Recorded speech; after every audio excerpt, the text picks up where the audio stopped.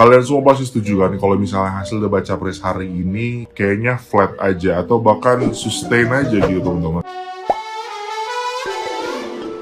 Hola netizen yang tercinta, debat calon presiden yang kelima telah digelar pada Minggu 4 Februari 2024 malam. Tema yang diangkat dalam debat capres terakhir ini adalah seputar kesehatan, inklusi, teknologi, kebudayaan, pendidikan, ketenagakerjaan, dan sumber daya manusia. Menurut peneliti utama Pusat Riset Politik Badan Riset dan Inovasi Nasional atau BRIN, Firman Nur, debat terakhir berlangsung saling menghormati satu sama lain. Firman Nur menjelaskan ketiga capres yaitu Anies Baswedan, Prabowo Subianto, dan Ganjar Pranowo menunjukkan sikap seorang negarawan yang ingin mendorong integrasi dan keteduhan menjelang hari pencoblosan Pilpres 2024.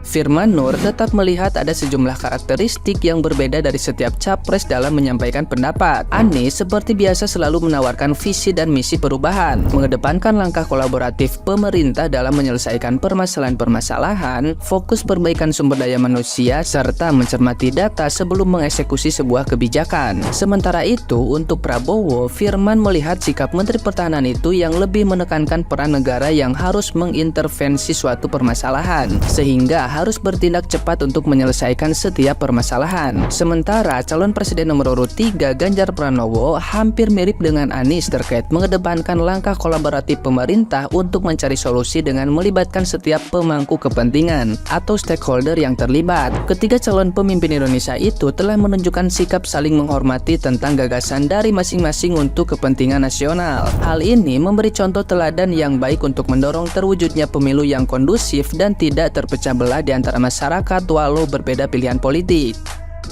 Nah, gimana nih menurut netizen yang terhormat? Silahkan berkomentar ya. Halo guys, malam ini adalah debat yang kelima dan memang di antara debat sebelumnya, malam ini adalah debat yang sangat luar biasa. Penuntutnya sangat luar biasa. Dalam proses debatnya, tanya jawab memang ini adalah satu pertanyaan dan jawaban yang harus saya acungi jempol. Baik itu pasangan 01 maupun pasangan 02 dan 3. Ketiga-tiganya saya melihat sebagai negarawan. Mereka memperhatikan kepentingan rakyat, memperhatikan kepentingan bangsa dan negara. Saya harus hormat kepada ketiga paslon ini karena sangat menjunjung jiwa nasionalisme, bagaimana mereka menjunjung nilai-nilai demokrasi demi kepentingan bangsa dan negara, dan yang paling terpenting adalah mengedepankan rasa persatuan dan kesatuan dalam sebuah perbedaan. Hal seperti ini sangat wajar, apalagi kita mempunyai perbedaan pendapat dalam pemikiran membangun negara. Saya yakin mereka mempunyai satu tujuan, yaitu memajukan Indonesia. Debat capres kelima baru saja selesai. Debat kali ini cukup kondusif ya, kalau nggak boleh dibilang membosankan. Kelihatan tiga capres bermain aman. Mungkin mereka belajar dari pengalaman yang sudah-sudah. Pak Prabowo mungkin belajar dari yang kemarin-kemarin dengan gestur-gestur yang kurang baik sehingga dihujat. Pak Anies dan Ganjar juga begitu, kelihatan yang membuli waktu itu. Sepertinya mereka takut dihujat, jadi main aman saja gitu. Secara umum, secara global, pada saat sesi visi misi mereka semua bagus, selesai tepat pada waktunya. Pak Anies seperti biasa mengusung tema perubahan, jadi mengkritik pemerintahan sekarang yang banyak ketimpangan terus harus dirubah gitu. Pak Prabowo melanjutkan yang sudah ada dan tentu makan siang gratis gitu. Pak Ganjar normatif saja melakukannya, nanti gagasan-gagasan yang lebih baik daripada sekarang, namun tidak menekankan perubahan. Lalu pada sesi pertanyaan dari panelis juga dijawab dengan baik, cuma di sini lebih banyak yang setuju, kurang gimana ya, kurang greget. Jadi kadang Pak Anies juga setuju dengan Pak Prabowo dan sebaliknya, tapi yang paling banyak setuju itu Pak Prabowo, paling banyak setuju dengan Pak Anies atau tanggapan Pak Ganjar. Jadi paling banyak di situ. Saya nggak tahu apa karena memang sama gagasannya atau memang karena nggak ada gagasan jadi paling banyak setuju. Pada sesi tanya jawab antar paslon ini agak sedikit menyenggol. Pertama, pertanyaan Prabowo kepada Ganjar. Jadi Pak Prabowo 2 kali bertanya itu nggak seperti biasanya. Kalau waktu itu kan menanyakan lebih mengkritik atau menyerang Pak Anies seperti bagaimana cara menangani solusi pada saat Pak Anies jadi gubernur. Tapi kali ini saya pikir waktu itu tadi itu Pak Prabowo mau menyerang Pak Anies karena waktu itu menjadi Menteri Pendidikan gitu. Mungkin kenapa Bapak dipecat atau sebagainya. Tapi ternyata enggak ada. Malah pertanyaannya itu program saya begini, itu setuju atau enggak gitu. Tanya ke Pak Ganjar begitu, tanya ke Pak Anies begitu, dan kurang seru lah ya. Nah, yang unik yaitu pertanyaan Ganjar ke Anies. Jadi bertanya masalah bansos, ini semacam umpan lambung yang ini semacam umpan lambung kepada Pak Anies. Jadi seperti nabok nyeleh tangan yang ditangkap Pak Anies dan akhirnya dikritik di situ tentang bansos yang dibagi di pinggir jalan, kurang tepat sasaran dan sebagainya. Yang mana sebenarnya ini juga mengkritik Paslon 2 karena Paslon 2 kan mau melanjutkan begitu ke program dari Presiden sekarang. Jadi secara nggak langsung mengkritik Paslon 2. Selanjutnya pertanyaan dari Pak Anies ke Pak Prabowo tentang perlindungan perempuan. Pak Anies ingin apa yang kurang dari pemerintahan sekarang gitu. Tapi jawaban Pak Prabowo lagi-lagi tidak nyambung. Lalu pertanyaan Pak Prabowo ke Pak Anies dan ditanggapi dengan sepakat kurang seru lah pokoknya debat kali ini. Kalau Pak Anies dengan Pak Ganjar itu menurut saya seimbang tadi itu. Tentu yang kurang itu Pak Prabowo kurang menguasai materi debat.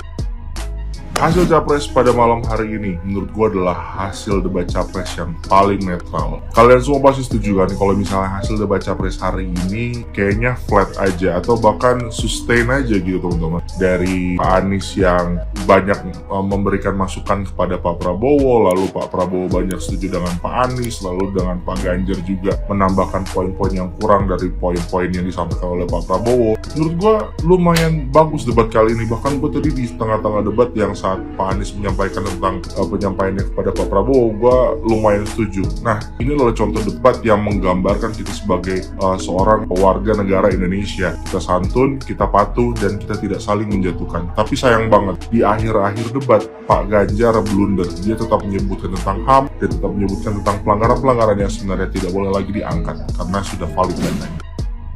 Entah kenapa di debat kali ini kalau aku dengar Anies ngomong itu kayak udah bullshit aja gitu, udah ngarang aja. Pertimbanganku hanya memilih antara Prabowo dan Ganjar aja lah. Sebenarnya Ganjar itu lumayan bisa diperhitungkan ya, cuman yang membuat dia menjadi kayak orang-orang agak sulit memilihnya gara-gara dia diusung oleh PDIP. Jadi kayak Megawati lebih vokal daripada Ganjar, takutnya begitu. Dan kalau Prabowo aku pikir dia bisa berdiri sendiri bersama Gibran, dan setiap statementnya Pak Prabowo itu jelas tepat gitu, on point, nggak kesana kemari, nggak menyindir. Itu aku pikir lebih berpendidikan sih cara.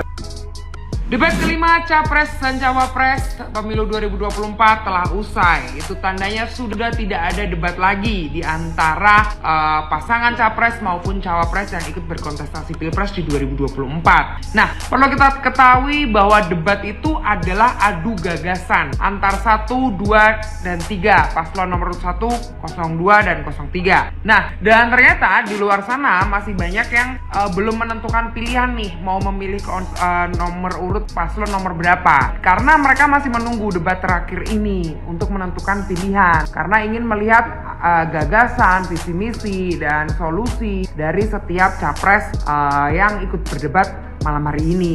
Nah, tapi kalau melihat debat malam hari ini, kok saya rasa ada satu paslon, satu capres yang dia itu kayaknya nggak punya gagasan. Kenapa saya bisa ngomong kayak gitu? Karena hampir setiap debat capres, dia selalu idem, atau selalu setuju, atau selalu mendukung, atau selalu sepakat dengan salah satu jawaban capres, yakni Pak Prabowo nih. Pak Prabowo ini kemarin waktu debat yang pertama dan kedua capres, karena kan ini debat ketiga capres, debat pertama dan kedua itu selalu saja jawabannya iya, saya setuju dengan Pak Ganjar, saya sepakat dengan Pak Ganjar. Tapi yang ketiga ini ditambah lagi nih, lebih parah, juga setuju dengan Pak Anies. Nah, sedangkan visi misi yang dibawakan oleh Pak Anies itu perubahan, dan visi misi yang dibawakan oleh Pak Prabowo itu melanjutkan. Itu kan jadi gamang jawaban dari Pak Prabowo, kenapa bisa setuju dengan Pak Anies.